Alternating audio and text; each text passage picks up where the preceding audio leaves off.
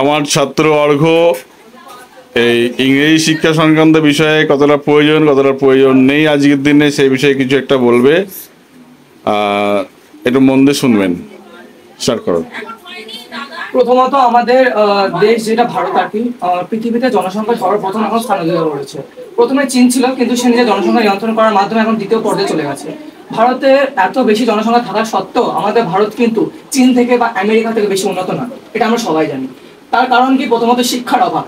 আমাদের ভারতে এখনো অনেক জায়গায় দেখা যায় যে খুব অনেক যারা গরিব শিশু, তারা হচ্ছে শিক্ষার অভাবে, একমাত্র শিক্ষার অভাবে উঁচু জায়গায় যেতে পারে না, এবং অনেক সময় দেখা যায় যে অভাবে পড়ে তাদেরকে গুন্ডা বদমাশ বা এইসব যে অপরাধ বৃত্তি সেগুলো গ্রহণ করতে হয়।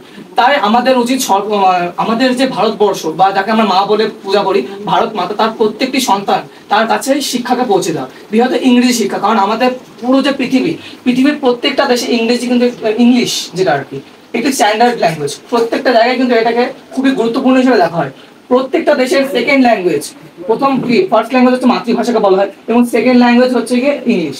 প্রত্যেকটি দেশে এই ইংলিশ এই স্থানটি অধিকার করেছে। তাহলে আমরা তার থেকে বুঝতেই পারছি এর গুরুত্ব এবং মাহাত্ম কতটা। তাই আমাদের সবারই উচিত ইংরেজি শিক্ষা গ্রহণ করা, এবং তার মাধ্যমে উঁচু জায়গা বা উঁচু স্থান লাভ করার পর আমাদের ভারতের আরো যারা ভাই বোন গরিব যারা রয়েছে, যারা এই শিক্ষা অর্জন করার ক্ষেত্রে কি বলবো অপারক, তাদের অর্থনৈতিক যে সুবিধা যেগুলো নেই, আমাদের উচিত সেগুলো করে দেওয়া এবং তাদের সাহায্য করা, এবং আমাদের যে ভারতবর্ষ তাকে বিশ্বের একটি উঁচু স্থানে নিয়ে যাওয়া।